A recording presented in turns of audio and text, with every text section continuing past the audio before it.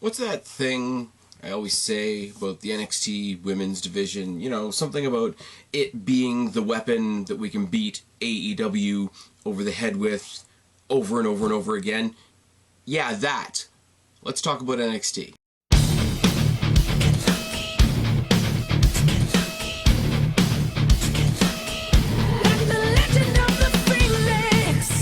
What's going on, everybody? It's your buddy, it's your pal, Spaz Phoenix, the YWC Reality Check, here with your April 1st, April Fool's Day, April Fool's Night, whatever you want to call it, NXT review. And in the times that we are living in right now, would it not be an amazing thing to wake up tomorrow and find out that this has all just been a really long and prolonged April Fool's Day joke? It's not, unfortunately, and I want to address the elephant in the room really quickly, and then we'll move on. This is WrestleMania week, and let's just talk for a second about how this is the least possible WrestleMania-y week in the history of WWE, is it not? So, again, I'm going to do what I did last week. I'm going to take a quick second to shout out everybody watching right now. Thank you for making my video content some of your distraction. I really hope you guys are doing okay. If we're not, if you're looking at all this right now and being like, well, fuck me if this is WrestleMania week, that is okay. That is really, really okay, because at the other end of it, I talked about this with Connor last week, and thank you to those of you who came and checked out mine and Connor's video. Thank you to him. Hope to have him on again soon. When this is over, and it will be over, I don't want to sound like one of those infomercials right now, this is going to be over one day, and we're all going to be fine again. But this is going to be over one day, and we are all going to be fine again, and people are going to be doing all the babies and the yeses, and we're going to be singing Judas, and all that sort of thing. But right now, it really sucks. Right now, we're gearing up for a weekend that doesn't have TakeOver in it, which I'm going to address in a second. Right now, we're gearing up for 2 straight nights of empty arena WrestleMania. And it's not a good time, and we don't know how much wrestling we're going to get after the week after WrestleMania. That's what I was trying to say, because we know they've taped a bunch of shit before the government of Florida literally came and kicked them out of the building. So very soon, very, very soon, I might not be coming up here with anything to review. So I don't know. If that happens, I may come up here, I may do some collaborative content, we might do some fantasy booking stuff like we've done. I've got some fantasy booking stuff on the books right now that I want to do. There's a couple of things I've wanted to do with Guapo or Jake or even Connor. Kristen, we might pull her back in the mix, but if there's no NXT, obviously there won't be an NXT review, so the pickings could get pretty slim on this channel before long. So I wanted to come up to you guys with an update, but the update is I don't have anything to update you with. The update is if wrestling stops, me doing content on wrestling will also stop. If it's a matter of WWE shutting down for a while, but AEW somehow manages to keep on going because they're AEW and they just get to do that, I may fill the gaps with a couple weeks of AEW content. It's not my goal. This isn't really an AEW channel. We do the AEW previews with Guapo, which is something I look really, really forward to, but about once every couple of months is about as much time as I want to spend talking about AEW on this channel. This is a WWE channel hosted by a WWE fan. More specifically, in the past couple of years, this has been an NXT channel hosted by an NXT fan, but it's as up in the air as everything else, and I don't want to drip on sentimental like I did last week in that huge extended NXT video that I did, and I really do, again, thank you guys for the feedback on that. Thanks for paying attention and coming and participating, for those of you that did. To those of you that have been sharing my stuff around, as always, I do see you, I do thank you, I don't thank you enough, but it is what it is. And if you're not, I'm going to finish this ramble up and we're going to get into the show with what I said last week. And if you're not good in these times, if you're not coping so well, and everybody, I think, at some point has a day where they're not coping with this shit so well, talk to somebody, follow on Twitter. If you're following the right people on Twitter, the wrestling community is pretty decently coming together. I've always said, Spaz Phoenix 1 on Twitter, my DMs are open. If you need somebody to vent to, come on in, talk to me. I can't fix any of your shit. I'll say that right off the bat, but we can sit in the same digital room and say, well, doesn't this suck? And that's better than nothing. It's kind of like watching a really, really shitty SmackDown is 2 hours. You're not actually thinking about the virus outside that's potentially coming to get you.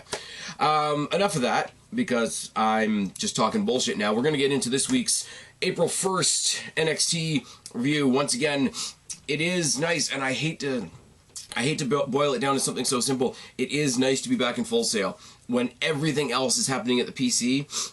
A change of scenery, like putting it in Full Sail, because that's where NXT lives, it shouldn't matter. The action in the ring should matter. The pop from the fans should matter, but they're not there. But it is nice to at least see it in Full Sail. I may be alone in that regard. I really don't know. But if I saw NXT in the empty PC, I don't know. Because the one episode of NXT that they did film in the PC with fans was ironically became a really big, and I'm repeating what I said last week now, but it did become a really bad harbinger of things to come, because if you didn't like Raw and SmackDown before, they're definitely shit in the PC. Commentary is a big down. I'm not Simon Miller, you know, the ups and downs, but Tom Phillips, God bless him, he's trying his hardest. Sam Roberts is not anybody that I want to hear on commentary. Don't get me wrong. Sam Roberts coming in on the kickoff shows, being on the panels, stirring up the pot, getting the crowd all riled up, doing his asshole shtick. I love it. Not on commentary. I don't need Sam Roberts shtick for 2 hours. No. And he doesn't, I'm getting into hyperbole once again. He doesn't project, so he just kind of mumbles. And he's not mumbling like, oh my god, I can't hear what he's saying, but he just sort of drones on. And Tom Phillips, like I say, God bless him, he really tried to keep Sam Roberts on the straight and narrow and going through this, but it was just, hi, I'm Sam Roberts and I'm a dick, and I'm going to be a dick for 2 hours. So commentary, especially when we're so used to Nigel McGuinness and Mauro Ranallo and even Beth Phoenix, who's awesome, if you give me bad commentary on NXT, there's going to be a problem. Anyways, we start with a hype package for the main event of tonight, which is Lee, Dijak, and Priest, which is the first of many takeover matches that we're going to spread over the next couple of weeks, and I have all kinds of feelings about that. I went through most of them last week, but we'll get to it when we get to it. Velveteen Dream versus Bobby Fish, and the ongoing story between Velveteen Dream and the Undisputed Era, and he's going to go and he's going to get with Adam Cole, and eventually they're going to have a match. We know that's where this is going, but Adam Cole, in his big celebration last week, which was just him taking a selfie by the pool, said, why don't you face my buddy Bobby Fish instead? And I like Velveteen Dream. Velveteen Dream, more than a lot of other people, really needs an audience, doesn't he? He really, really does. And Bobby Fish, again, I'm breaking it down to the really, really little things. Bobby Fish comes out to the Undisputed Era's music, which is really just Adam Cole's music. So you get to that part in the music where you want to hear the baby, and there's no baby, and it's because there's no audience, and it brings it right back into focus. This is where, and I will be fair to AEW, when they had Jericho coming out a couple of weeks ago in Daly's place, and you had Sammy Guevara being a little twat at ringside on a microphone, being the only person there singing Judas. That was cool. That was something. That was an acknowledgement of, hey, here's an extra part in the show where the crowd really does participate. And they did a mockery of that, but it still addressed it. This was the Undisputed Era music with the baby, and there was no baby. And like I say, when this is all done and over with, we're going to hear the Yes Chants, we're going to hear Judas, and we're going to hear Bebe, and somebody's going to tell Baron Corbin he sucks, and somebody that's not speaking English is going to get what chance? Get over it. But anyways, getting into the match was functional. I hate to say that, because I'm damning it with faint praise at that point, but I don't know, man. There's a lot of legwork in this match, working on Velveteen Dream's leg, and there's some psychology there, and it's really good. We're going to get into it in a second, but it was just there. It was just there. I don't know what the ambiance is going to be like for AEW this week, because I am going to watch AEW once I'm done talking to you guys. Apparently they're filming from a secret location.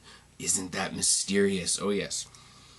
But, gut wrench by Fish to start the match, and Dream works on the arm. They do some chain wrestling, some kicks by Fish, and Dream works the arm again. I can't read my own writing. There's a test of strength. Sorry. Because I'm watching on a stream, I can't pause anything, so my notes are even shittier than usual. Snapmare by Dream and a knee drop and a standing sleeper by Fish. Both men trade body shots. There's a boot by Fish. Fish tosses Dream out. Top rope axe handle by Dream. Corner right hands by Dream, followed by a super kick. Why? Why? I'm doing a video. Oh, I think I know who that is. Anyways, if that is who I think it is, salute, brother. We're going to have you back on the channel soon. Axe handle to the outside by Dream, and Dream eats the guardrail super hard as we go to commercial break. One thing I find really interesting, because these shows are kind of piecemealed together, and that's fine. WWE are doing what they can. I know they're falling under a lot of scrutiny for whether they should have shows or not, or how good the shows are. They've made the decision to go forward with the shows. Get over that. So in that context, they are giving us as much as they are able to within the laws of wherever they are, etc. Yes, there was the leaked footage of the women's tag match on SmackDown a couple weeks ago where they went to commercial break and they just stood around. And on the one hand, that's really weird because the footage got out. But on the other hand, why, if there's no live audience there, why are you going to fall on your ass repeatedly? Why are you going to throw your body at the ground for nobody? I don't know what to say, but with all that being said, and with the show kind of being piecemealed together, there was no picture-in-picture. So when it goes to commercial break, I just have to say, and they went to commercial break, and they went to commercial break a lot in this show. I will say that as well.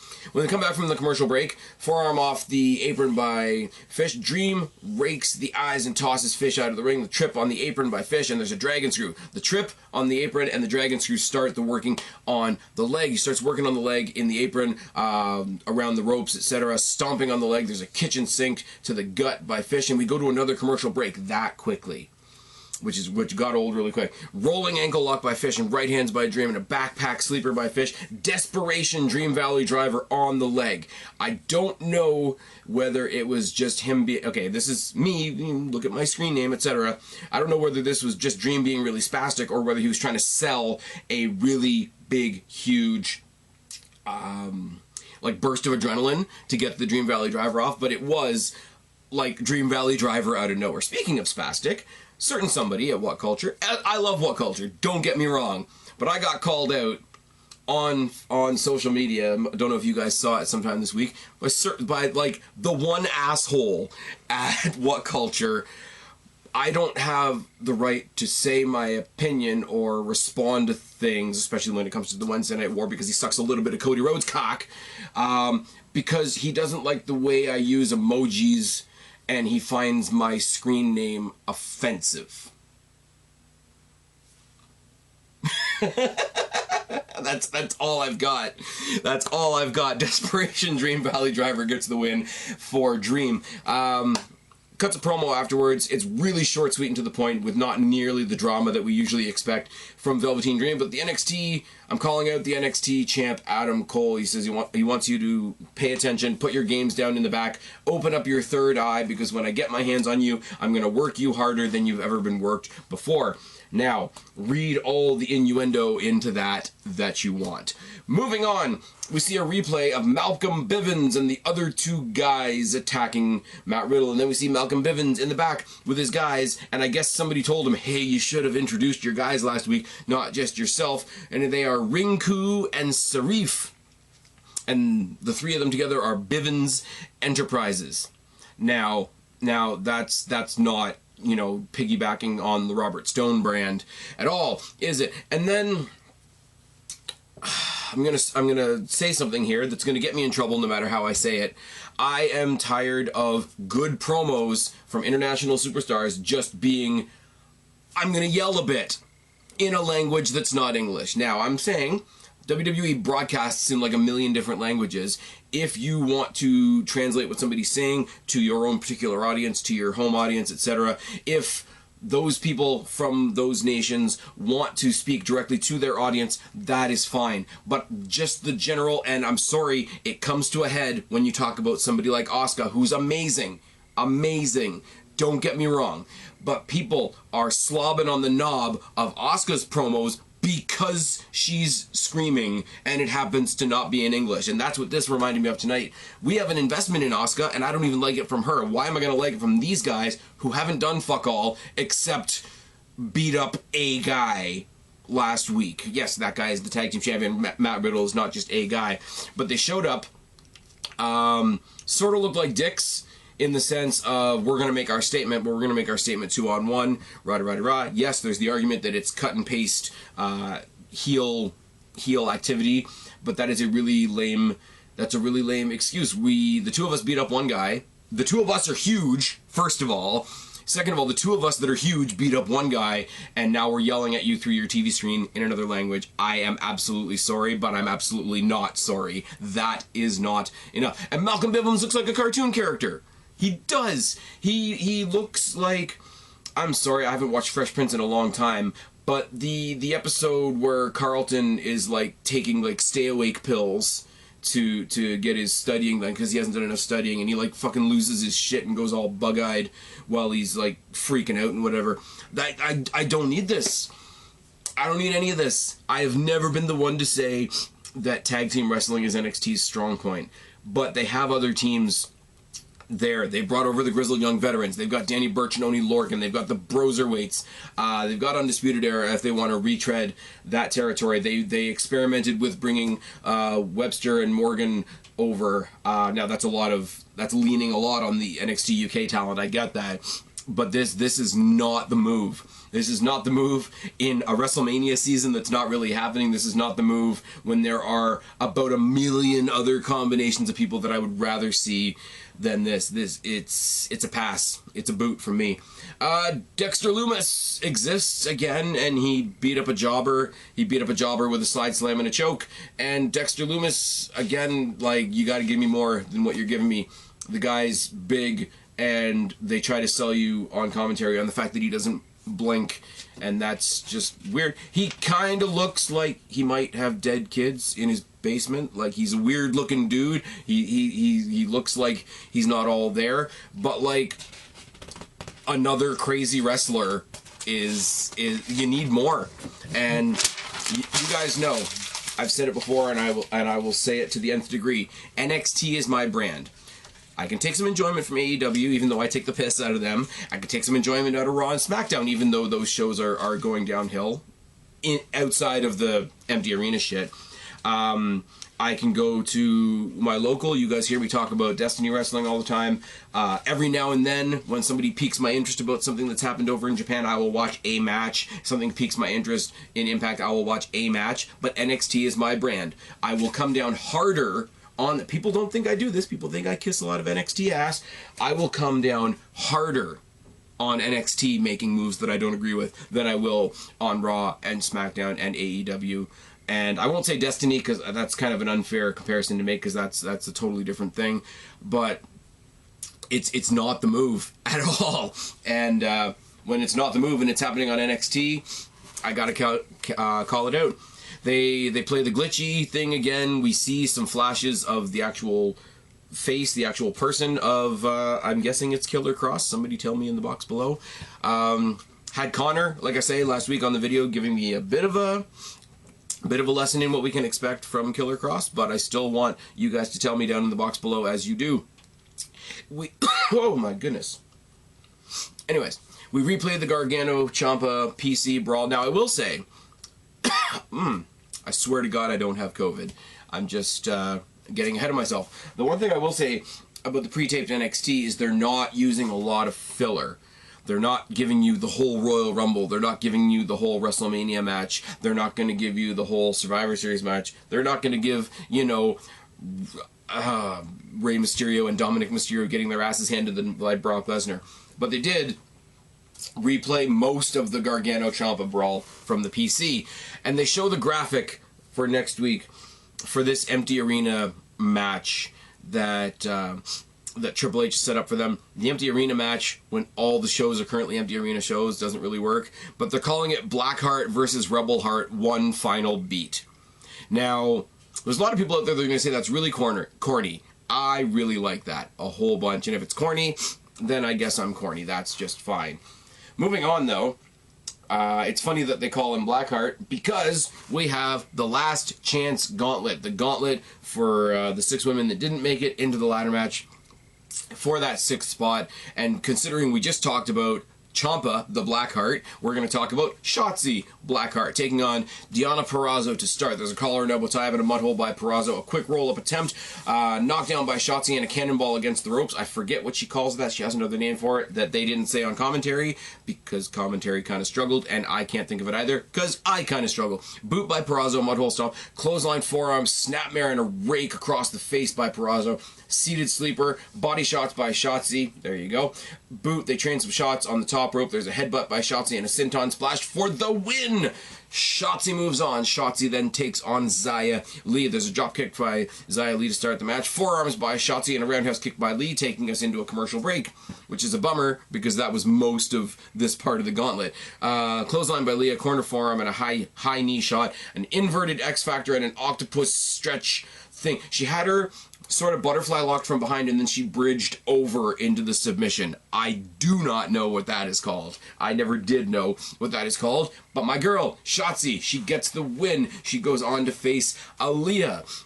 Pinning reversal sequence to start. There's a grounded stretch by SHOTZI.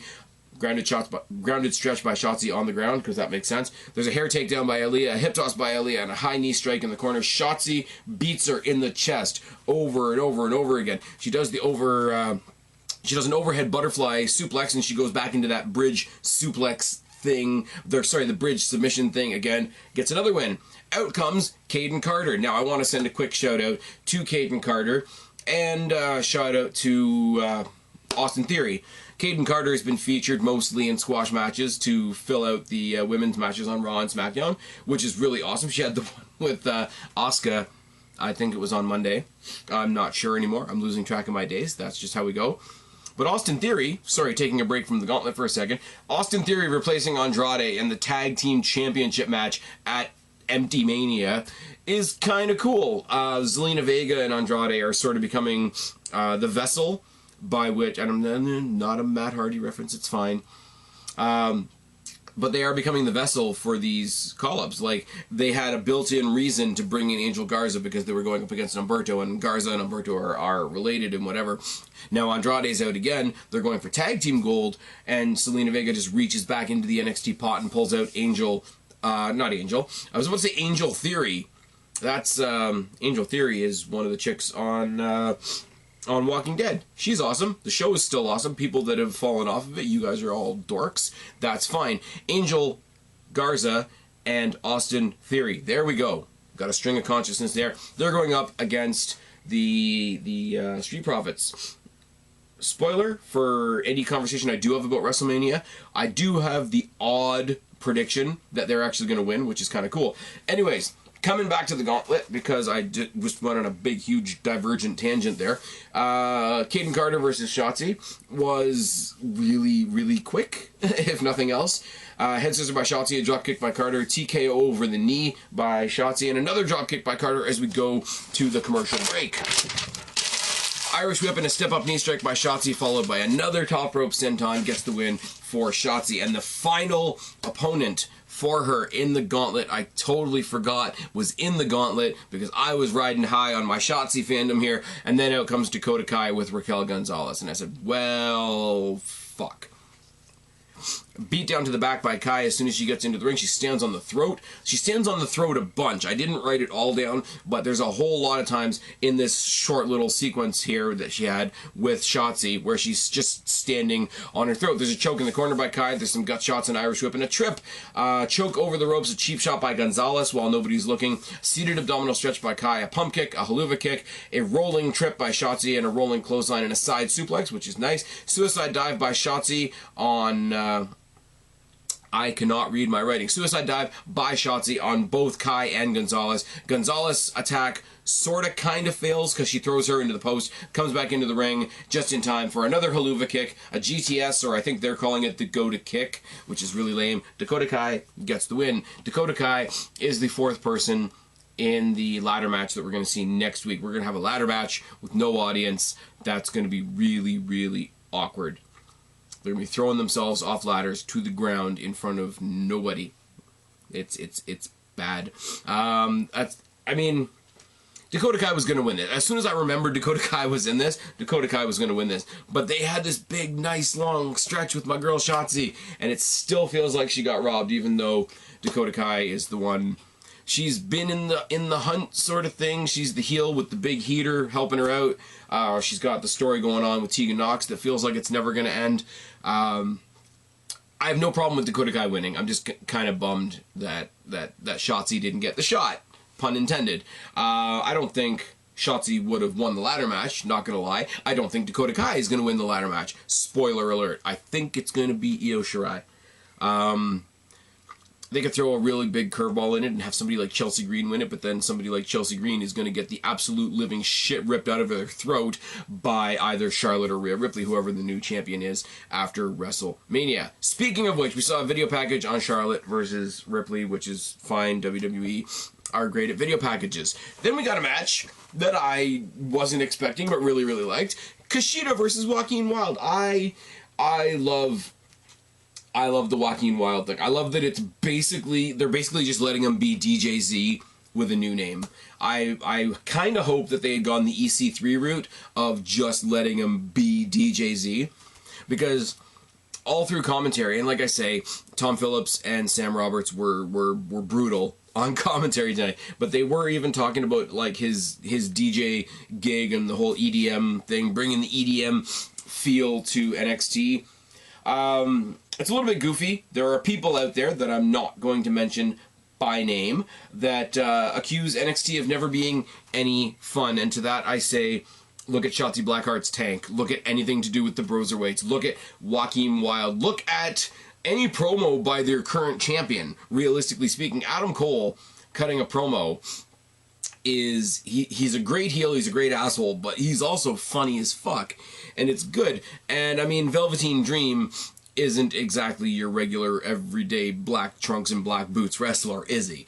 But yeah, Kushida's Back to the Future gimmick isn't exactly, your typical black boot, black tights wrestler either.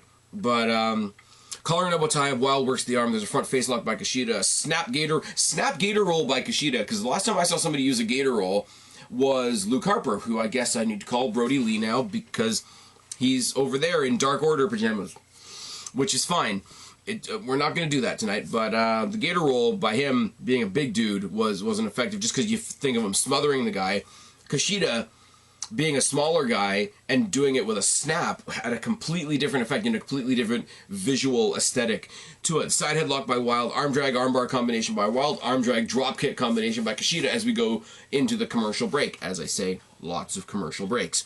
Chopping a clothesline by Wild. There's a face slam into the kneecap by Wild. Corner chops and a corner shoulder tackle. Corner shoulder tackle into the corner. Because I like being repetitive apparently tonight. Series of forearms by Wild. A jawbreaker and a back elbow by Kushida. Armbreaker by Kushida gets the win. Sort of a begrudging handshake after the match with Joaquim Wilde looking like he's not at all happy about the loss. But he's also not a dickhead, so he sort of begrudgingly takes the handshake from Kushida. Kushida just being super babyface and offering the sportsmanlike handshake, which is cool. It was one thing I liked about when they did the Cruiserweight Classic and most of the Mae Young Classic was the whole emphasizing the sportsman, like not again, I'm going to use AEW as an example. Hopefully you don't think I'm being too negative.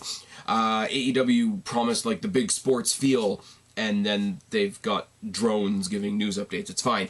But the sportsmanship focus of those tournaments was nice. And sometimes it wasn't genuine, obviously. But when it pops up on NXT every now and then, they usually try to make it seem somewhat real or somewhat genuine. It's fine. There's another hype up package for Gargano versus Ciampa, voiced by Triple H, which is fine. WWE are great with video packages. Triple H's involvement in this, again, is something that was criticized by a lot of people. Oh, he needs to feel like he's the big dad coming to pick on the little kids. Triple H hardly ever, other than, you know, talking the brand up, he doesn't come in as the authority figure. He lets William Regal do his thing, and the fact that he created NXT and he created the Performance Center, so their destruction of the Performance Center brought him back, made storyline sense. So I don't get why people are so up in arms about that. So we get a rundown of next week. We're going to get a bunch of stuff next week, but basically we're getting Gargano Ciampa one last time, and we're getting the Six-Woman ladder match. Everything else on next week's show is kind of going to feel a bit incidental. Then we have Joaquim Wilde in the back, in the parking lot area, I should say, and he's being interviewed. You know, hey, you know, didn't go my way tonight. Rah. Typical interview for a segment where the interview isn't the point. They just had it where, you know, a car pulled up behind them and it almost hit them, except it didn't almost hit them at all. And then the masked guys, that the guys in the black masks is what I was about to say before anybody freaks out. The guys that kidnapped Raul Mendoza a while ago, they kidnapped Joaquim Wilde. So I thought it was a lucha story. I'm thinking it might just be a cruiserweight story. That might be a thing. Or they're the creepers and they want, you know, Joaquim Wilde to join Dark Order. That's I got nothing. Lee versus Priest versus Dijak, which was A, not a triple threat that I wanted. B, it was a singles match that I wanted to happen at the TakeOver that isn't happening. And C, when they did this, when they had the match, the first thing they did before anybody came out was they put the TakeOver Tampa logo in the background. So you were looking at the TakeOver Tampa logo the entire time. And trust me, I get what they're trying to say. We couldn't give you TakeOver, so we're going to give you TakeOver quality matches week after week. And I'm trying to get that. It's not the message I want from NXT, but I'm trying to get that. But do not literally put the pay-per-view logo, the logo of the pay-per-view that we're not getting because of how terrible the real world is right now, in the background of your match so you can see it the whole time. It's bad enough that other companies, let's just say, are taking credit for something as simple as, oh, their entrance screen is in the background of all their matches now. Okay? Let me introduce you to any early Royal Rumble that happened at Madison Square Garden where they came into that little entrance. Let me introduce you to kind of most of the Royal Rumble this year, where it was all off on one side, but you could still kind of see the entrance with that big, long, curvy ramp thing that they did. This is not the first time that we've done this. This is not the first time we've shot wrestling from a different angle, and shooting wrestling from a different angle, or moving your hard cam, existed before AEW. I know that breaks somebody's heart, one guy in particular, who doesn't like me because he doesn't like my name. Anyways, we're not dwelling on that, but the TakeOver logo thing just... It was unintentionally, I'm giving them all the credit in the world here because they are the brand that I have a lot of faith in. It was unintentionally in bad taste, almost. That's how I think about that. Anyways, the three guys come out, Lee and Priest and Dijak, they all come out. Lee throws Priest into Dijak and all three men trade punches as we go immediately to a commercial break, which is a bummer. There's a boot by Priest as we come back from commercial break. There's a corner beat down, there's some mounted punches. There's an impaler DDT by Priest who gets tossed out by Lee. There's a bear hug by Lee on Priest on the turnbuckle, and then Dijak sort of comes and knocks them down, and we get a doomsday spin kick spot. It was Damian Priest coming off the top rope with a spin kick onto Lee, who was on Dijak's shoulders. And this is where I need to say, Lee and Dijak, I'm tired of seeing it. I'm bored of it. I don't care anymore. It doesn't mean that these guys aren't great in the ring when they get going. This match, I hate to say it, because this is where I was really cheering for Damian Priest because he's the new guy in the scenario. This match was slow, and I get it, they're big dudes. They were marketing it as the biggest, the heaviest match in NXT history, which is a weird way to sell things. But oh my god, this match was slow. Dijak and Priest double team Lee. There's a double choke slam. There's a torture rack by Dijak. Priest, okay, this was pretty cool, I will say. Priest hits the Razor's Edge on Dijak from inside the ring to outside of the ring onto Lee, and then follows it up with a suicide flip dive out of the ring onto both men. That was a cool spot, and it was an awesome way to send us into the commercial break once again. Dijak misses a moonsault. As we come back from our last commercial break, there's a chokeslam by Priest. Lee hits Dijak with Priest, and then powerbombs Priest onto Dijak's back over and over and over again, then turns and hits the Spirit Bomb on Priest. That was a cool spot, I will give you that. One-arm spinebuster by Dijak on Priest. Lee hits a corner splash on Priest, an enziguri and a spin kick on Priest. Top rope Rana by Priest. Priest and Dijak kick each other, so all three men are down. They have that spot. Priest and Dijak are on opposite sides of one of the turnbuckle posts, and Lee comes right into the corner and Grizzly Magnums both of them. And the Grizzly Magnum just sounds like it would cave in your chest, wouldn't it? Double chokeslam by Dijak and Priest on Lee from the second rope. Corkscrew moonsault by Dijak. Priest takes out the knee of Dijak with that extendable nightstick that he's done, but he did it in a really weird way. He didn't hit Dijak with it. He waited until Dijak got him up for the Feast Your Eyes, and when he went to bring his knee up for that portion of the move, he held the bar down against his knee, which was a cool thing. Lee pounces Priest, and Priest goes flying into the fifth row, metaphorically speaking, of course, because there's no row, because there's no fans. Remember, the world sucks outside. Big Bang Catastrophe on Dijak, the implication being that Lee does not know that Dijak has been taken out at the knee by Priest before Priest was pounced out of the ring.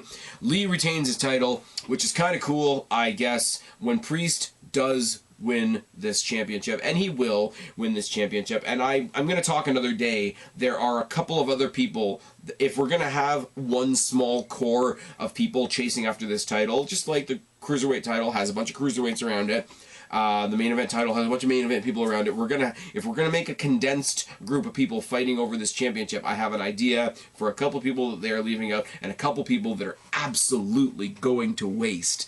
I'm going to talk about that sometime at a later date. But Lee gets the win. It's all good.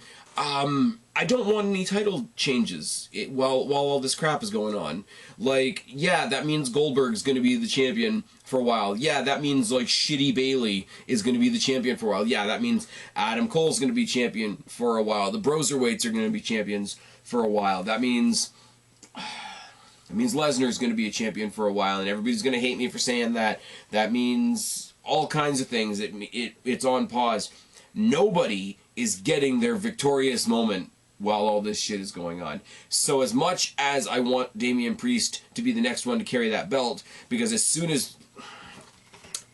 Got lost in my thought here for a second. As soon as Keith Lee got the North American Championship, people were saying it should have been the NXT title. You want to have him contend for the NXT title? Fine. That's fine. I think he could do some good with that title before he drops it to go for the big boy. That's just me personally. That's just, thinking, a couple of months ahead instead of a couple of days ahead, like some people. But if you're going to take it off him, I want it to be Priest, and I want it to be in front of an audience, and I don't want Dijak to be a third wheel. I need a reason to care about Dijak, and I don't. There's a bunch of stuff that I'm being really hard on in this show, but I will say that this match was good for what it was. The fact that I don't want it doesn't mean it wasn't good. I'm not going there. Once again, the women stole the show tonight. And these were... I'm not putting anybody down when I say this. The women that were in this gauntlet tonight were it's the last chance. It's the last chance to get into a match that may eventually get you the world title shot. So, you didn't have Ripley in there. I mean, you have Shirai in the ladder match already. You have Tegan Nox in the match already. You have your champion doing other things WrestleMania weekend. So this was kind of your third, yes, including my girl Shotzi. This was sort of like your third string of women's talent in NXT. Now, first of all, they have a third string of talent in NXT, unlike some people. But second of all, the third string of talent still put on a hell of a match. I guess it's a great test to have these people performing in front of no audience because they feed off the audience. The match was a lot of fun, and the match was the highlight of the show for me. I hate to say it. I know people like watching the big guys do big guy things, but It was the highlight, and I wanted more out of that Bobby Fish and Velveteen Dream match. I feel like the better match would have been Kyle O'Reilly, but I also feel like we're going to get that match eventually. I have rambled on quite long enough. There will be some content over the course of this weekend. It's all a matter of who I can get a hold of and when. I might be doing something with Guapo. I might be doing something with Kristen and Guapo. I might be doing something with Jake.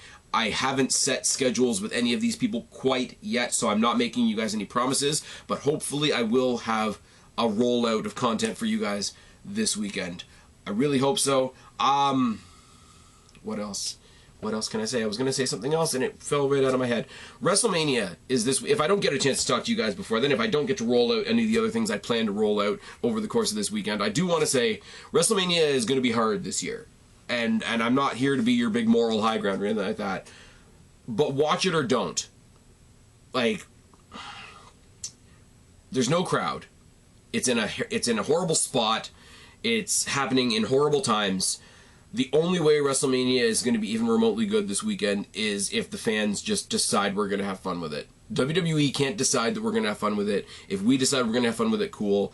I want to reach out into the social universe there and be like, you know what, if you're going to have fun with it, watch along with us. If you're not going to have fun with it, just go do something else. And that's not me being arrogant or pushy or telling anybody what to do, but WrestleMania is only going to even be remotely good this weekend, this year, if you decide it is. And you can take that statement in whatever way you like, but that's how I'm looking at it 3 days out. Anyways, I've been Spaz, your YWC Reality Check. Subscribe up there, talk down there, start a conversation, keep all of these conversations going. Don't be a stranger. I will talk to each and every last one of you later, but for right now, I am tagging out. Bye, guys.